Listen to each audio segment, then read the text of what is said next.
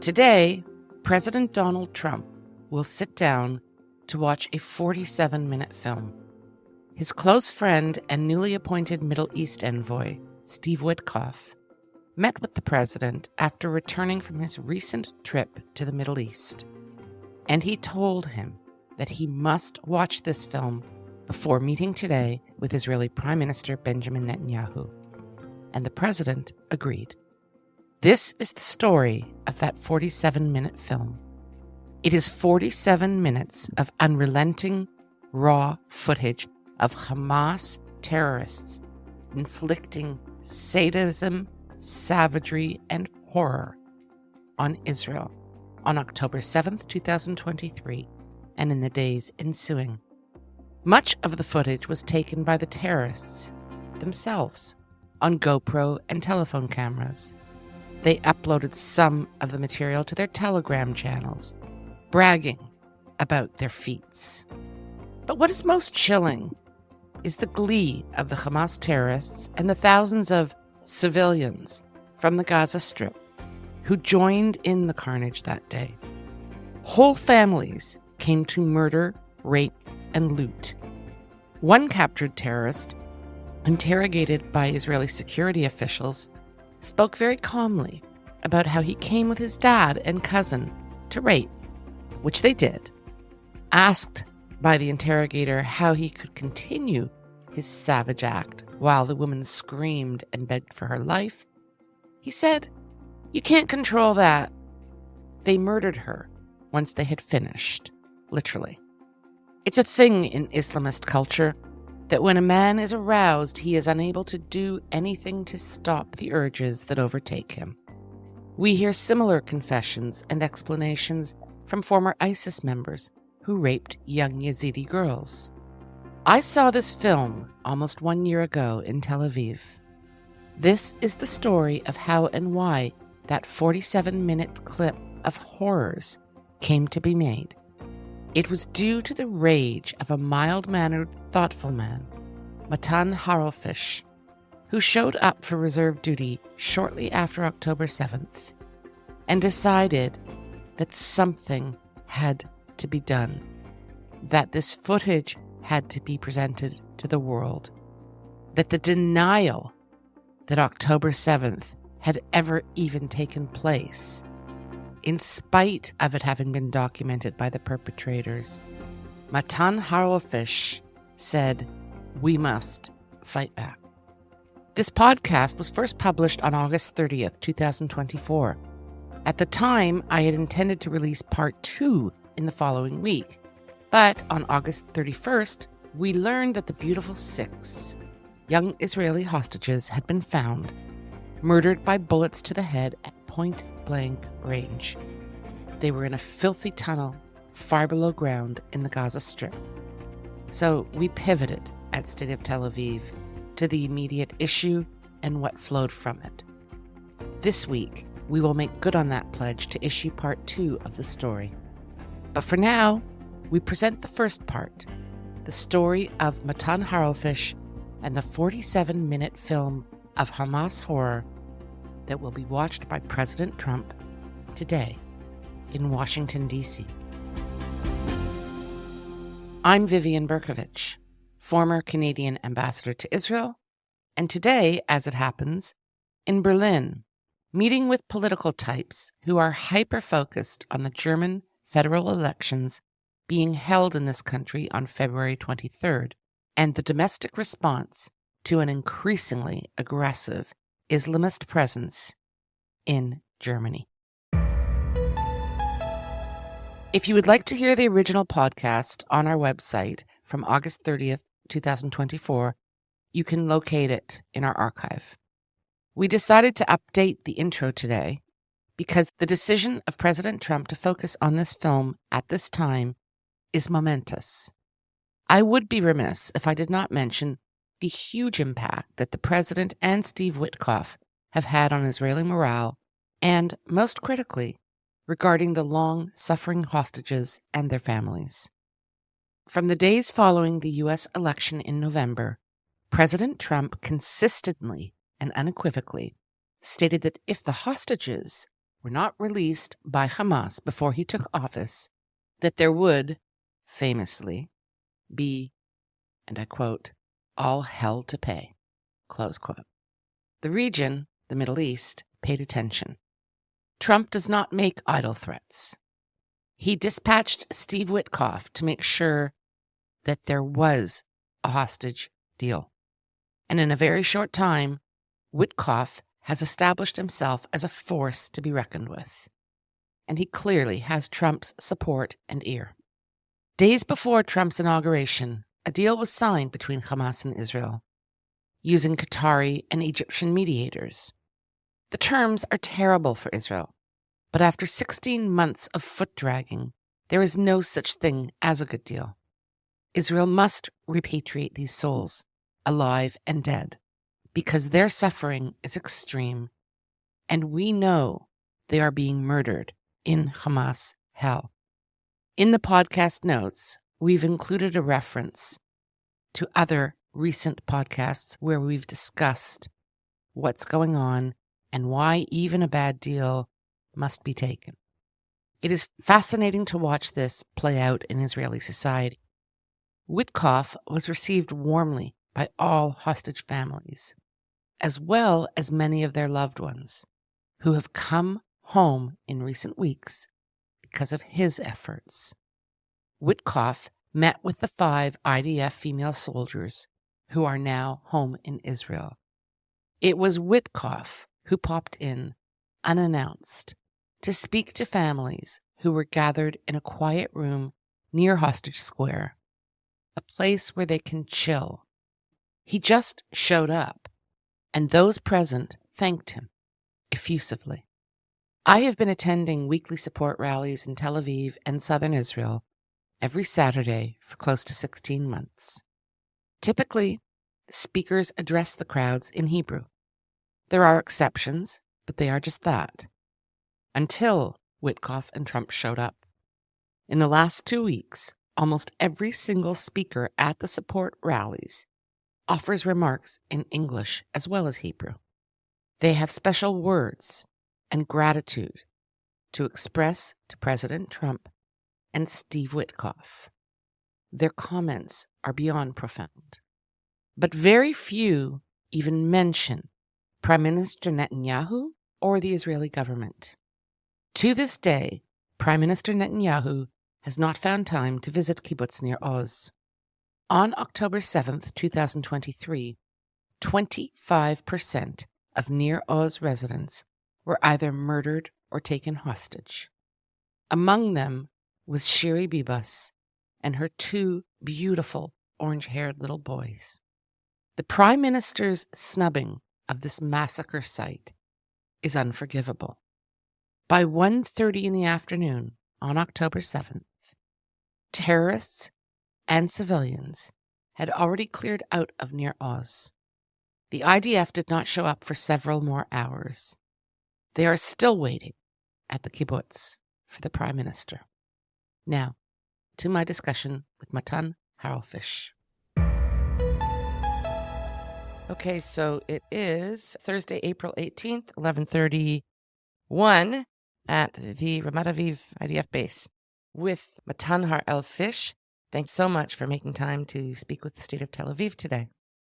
Yeah, thank you for having me. Let's get to it. I mean, you know how we met. I was so surprised to see that this 47-minute clip that the whole world's talking about came down to this guy in this room. First, tell me your October 7th story. What was your story? It was a holiday, so we were staying at my family's. We just woke up in the morning and news started flowing in. We were in the center of Israel. We were in Maccabim. We weren't getting any rockets. We were just hearing it on the news. So for us, it just started unfolding very slowly, and we were grasping the enormity of it throughout the day. So I wouldn't really say that we had that much of a October 7th story. That the shock of it really came, I think, the next day. So you probably woke up very much like I did normally. Pretty much, yeah. Like you didn't have sirens or anything like that. No, we didn't have sirens. So you wake up and like all of us, you're watching the television and you're Kind of shocked, probably, and increasingly horrified. We were looking at the news on the apps, on our phones, and it started off with news of a terrorist act, and we thought, okay, this could happen. There could be 3 or 4 terrorists that infiltrated, but then it started getting larger, and more people are missing, and more people are dead, and more people came in, and more. It kept on growing, and suddenly, at some point, mid-morning, they already wrote that the army is saying that we're at war.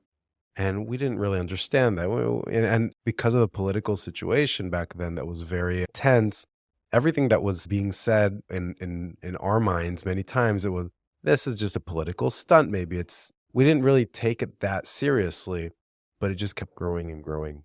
And then we started hearing from people that we knew that were being called into the army, that were being called back. It became very real throughout the day. And I think the shock really started to hit us afternoon. And yeah, but it was. And you have a family, presumably? Yeah. How many kids have you got? 2. I have a 1-year-old and a wow. 4.5-year-old. So we were up early that day. In my past, I was an director and editor of commercials and film. And from around 2012, I had my first startup, and that took me into high tech as a user experience designer and product designer. Since then, I had more startups. I had another startup, and I started designing. And basically, most of my work would be in user experience and design. And for the past 5 years, I've had my own small studio that I work with the Army, and we have a few designers working. And also, I'm a director of user experience at a large startup called Lytico.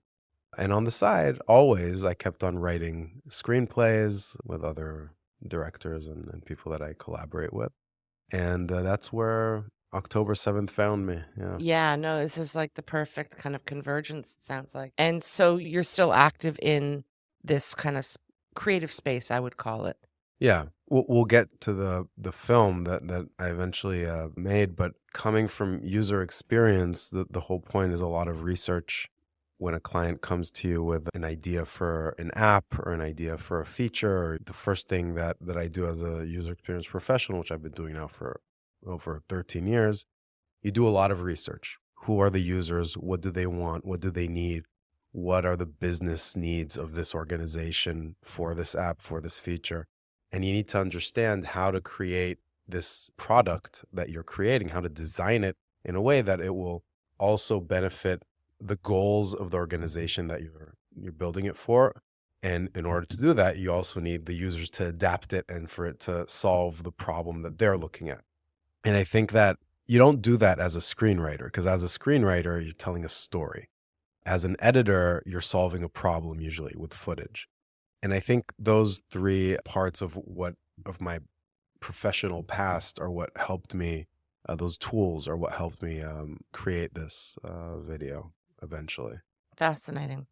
So you're called up to do Miluim, reserve service, on what date? I was in a different unit doing reserves for many, many, many years. And January, a year ago, they asked us who wants to retire from reserves, because Right. we're already in our 40s. So half of us said yes, half of us wanted to stay. For me, I left. I finished my reserve duty. And this was the first time that suddenly in my history, it was one of the first times that I found myself in the home front at wartime, which is something that was very uncomfortable, suddenly not working and helping in the supermarkets that are going empty and so on. And like everyone else, at that point, you're glued to the TV and we're watching what's going on. And this is the first days I'm reading a lot of the international press. And everywhere I see that they're writing supposedly. So supposedly women and children were murdered. They're walking in the kibbutzes and there are bodies covered. And supposedly there's a woman or a child here. We can't know for sure because they won't let us see the body. And I know Daniel Agari from outside for many years. And so I texted him, and we were hearing a lot about all the videos that are on Telegram and that the IDF is collecting a lot of videos. But we didn't want anything to do with that. My wife and I, we stayed away from it. So I wrote to Daniel Agari, who was the spokesman, the IDF spokesman, I wrote to him a text basically saying, listen, I know it's a touchy subject. I keep reading supposedly in the international news, and I know you're collecting a lot of these videos, and I suppose they're very sensitive, and I understand that you can't show them for a variety of reasons, if it has to do with families and maybe security reasons and so on. But why don't you just show it to the journalists behind closed doors without phones so that they could see the evidence, and then they won't have it. You don't have to give it to them, but they could go out and then take out the supposedly, eliminate that word from everything they're writing and Right. saying, because they'll see that it really did happen. And in addition, it's probably something that you should also start collecting for a historic, because at that point we did understand the enormity of it, also for a historic document, but mainly to eliminate this supposedly. And then when was this that you wrote to Haggai? This was the 12th of October.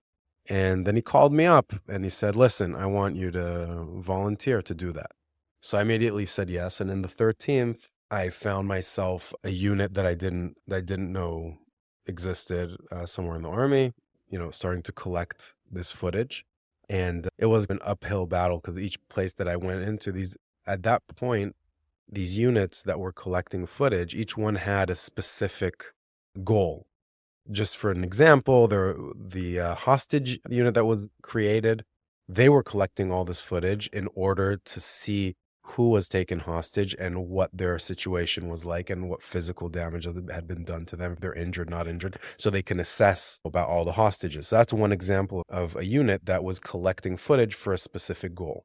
Now, I went to each unit like this, who are you? What are you doing? And so I'd call up to Donnie, they'd tell them to open up everything to me, and I started to be able to look at everything. Then I understood that they were also getting it from different units. So there were a lot of different units, not only IDF units, but because think about it, the whole scene down there could be the head of security of a kibbutz that would find a camera.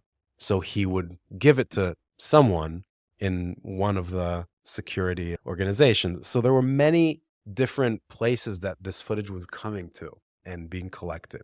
And I had to start kind of going between these, driving in the car between, from one unit to another unit. Most of these places I didn't know that, where they were. I'd never been in those bases, and they didn't know me. I didn't know them. So each time I was also waiting at the gate and getting clearance. I would be editing in the car just with my laptop open. I have to wait there till I get clearance, starting to edit, look through the stuff I'm getting. And slowly, just what I was looking for, everyone knew, was the acts that were caught on film. For instance, if we go to the hostage unit, if they see one of the hostages being taken on a motorcycle, for them, that's very relevant. For me, that's not relevant because I understood that I need to present evidence of the actions that happened. So I wanted what they would call the horrors of the actions caught on film at that point. So sorry, I want to just be really clear about that. So a hostage being taken on a motorcycle. There was so much footage of that kind of stuff that would be relevant. But you have to understand that there was so much coming in, and I had to pick and choose. And so I was looking at the way that I saw it at that point was the screenings are going to be a courtroom.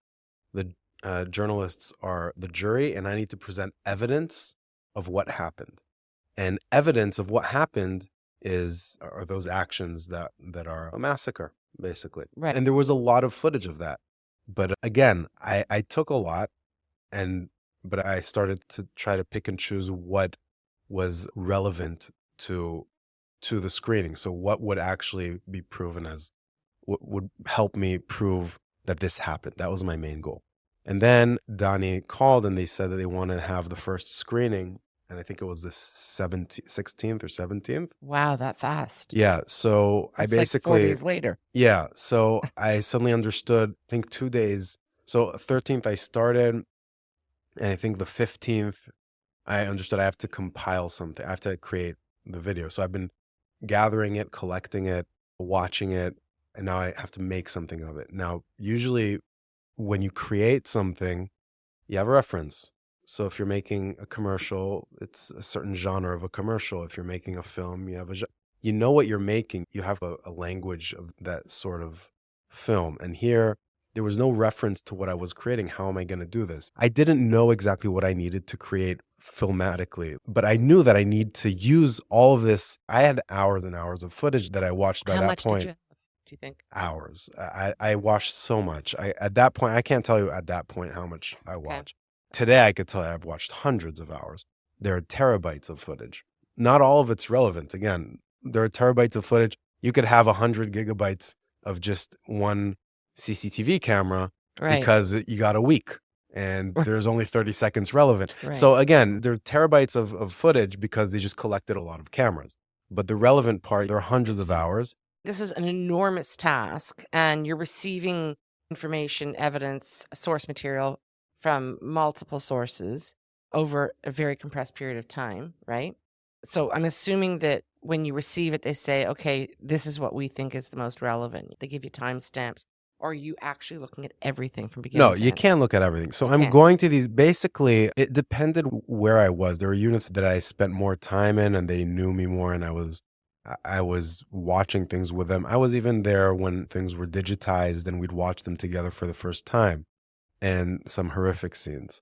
But lots of these places, they already knew, they were briefed either by me, usually by me on the phone before I got there. Right. And they already knew what I was looking for. And so they had stuff ready. They said, okay, here, let us show you what we have. We have this thing and we have this thing. And then they'd give it to me.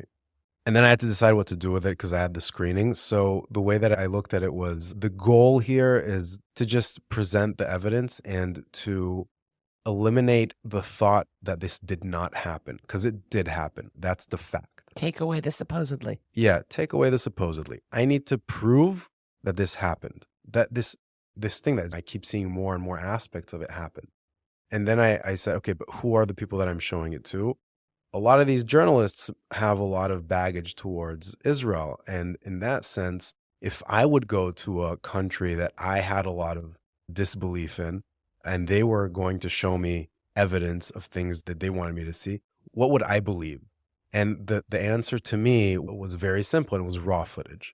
So anything that was not raw footage, anything that was edited, anything that felt that it had a fingerprint on it, I wouldn't believe immediately. I'd think it would be manipulated. And in that sense, what I decided to do was to show it to them. I had so much, but I had to show them just as much raw footage as I could. And that's how I built it, as shortened raw footage. So if I have, again, a CCTV camera of a week, but I have these 10 seconds that are relevant, so I shorten it down to these 10 seconds, and then it's raw footage, black, raw footage, black, raw footage, black, just a lot of raw footage one after the other. And that the only thing that I allowed myself to add was the source. So this is a CCTV camera from this place. This is GoPro camera from a terrorist. That's it.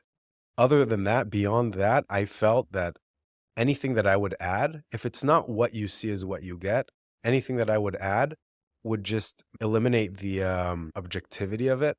And that would just immediately take away from the factual evidence that it is. So I had to take myself out of the equation as an editor and just show them the relevant parts of the raw footage. And that's what happened. It turned out to be 47 minutes just because that's what it turned out to be. It was long enough to present enough of the footage that I got, but not too long. In March, I finally decided to see the 47-minute film. Not because I wanted to, and not because I needed to be convinced that the supposedly had actually happened. No, I felt I needed to see it in order to understand the basis for media and academics and world leaders and the throngs of people who were denying that the Hamas atrocities had occurred. I felt that I should see what they were seeing. I attended a screening at an IDF base in North Tel Aviv. On that day, there was a group of recently arrived American troops, the super elite kind of troops. We were about 12 or so in total. An IDF spokesperson showed us into a typical army base room, small, windowless, simply furnished. I was the last person to enter, and there was really only one seat left. I could have moved it, but I ended up taking it. It was right up in front of the screen, and that's where I sat. It was very intense. Mattan introduced himself and briefly explained that we would be viewing 47 minutes of raw, graphic, and often violent footage from October 7th. Our phones had been left outside the room. If we wanted to leave during the screening, obviously we were free to do so. And then he explained that his life, for months by that time, had been all and only about this film. Fascinating, I thought. I want to interview him. We continue now with the conversation. Mattan describes the first screening of the film for a group of 20 international journalists in Israel. IDF chief spokesperson Daniel Hagari, who is likely a familiar figure to many of you from his televised briefings since October 7th. He spoke to the journalists to introduce the film at this initial screening. Now, back to Mattan. And we presented it to 20 reporters, high-end reporters here in the spokesman unit. And Daniel Hagari gave a foreword, spoke at the beginning.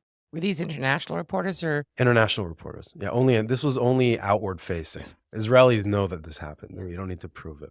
Again, the point of this is it's to prove that this happened. That was the point.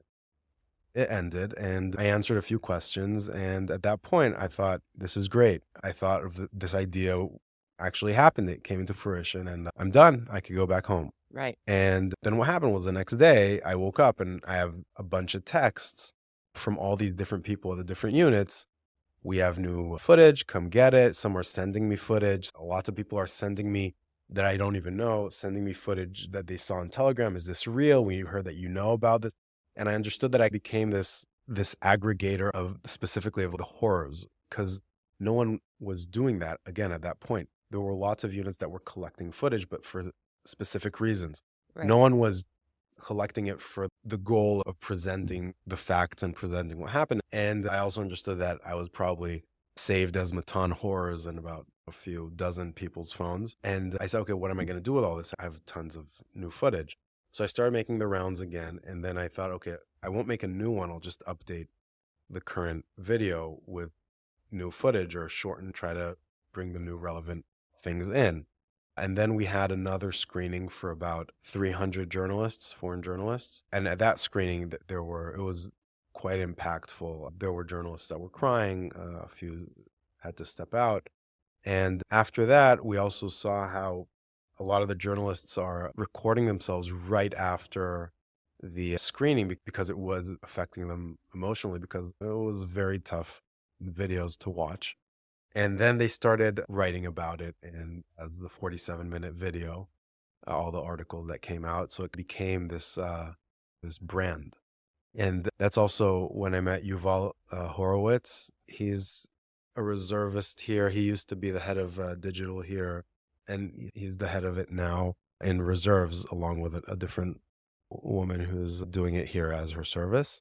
And this whole project, bureaucratically, organizationally, was under him. We didn't really communicate too much until then, but then I really met him. And at that point, he took things under his arms in a way that, first of all, he understood. We all understood. We didn't really expect the impact of it at that point. And he also understood we have to start showing this abroad as well. And him with Ronen Manelis together, they started to think of how we're going to present this abroad. How do we show this abroad?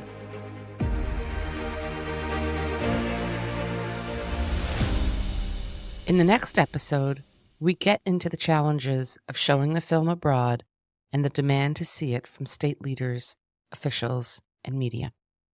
Each attendee had to be screened, and the controls on distribution were very strict.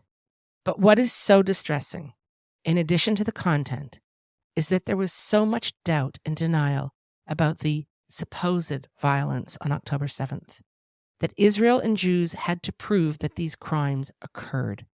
I cannot think of any other international event of this kind where such scrutiny was applied. Not one. And even after seeing the film, many were still actually saying, so what? You made it up. Or, it doesn't show this or that. Much of the footage came from Hamas GoPro cameras. It also came from Hamas terrorists hijacking personal phones and computers of Israelis in their homes in order to live stream their torture and murder directly to their friends and families on Facebook. But the world questioned Israel and swallowed whole anything that Hamas fed them. It would be unthinkable, except that it is exactly what happened and still happens. And it was not just journalists. It was high-ranking political leaders, NGOs, the United Nations. The moral standard for the world became Hamas, ISIS, Islamists. Thanks for listening.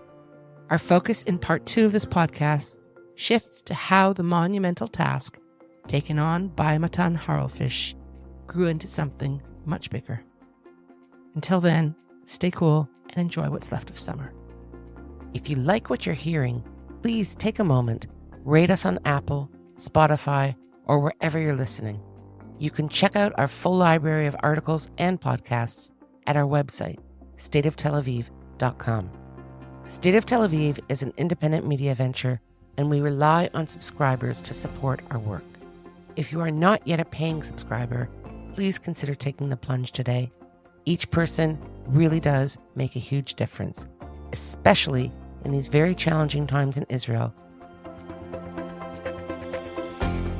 We love hearing from you, so please comment on our website, stateoftelaviv.com, or send us a note to hello@stateoftelaviv.com. On behalf of the State of Tel Aviv core team, Jan Zabo, our creative, graphic, visual, and marketing man, Amir White, producer and editor extraordinaire, sound guy, who is also impressively patient with me and my boomer tech deficiencies, and our social media manager, who pitches in on everything, Maya Naftalin.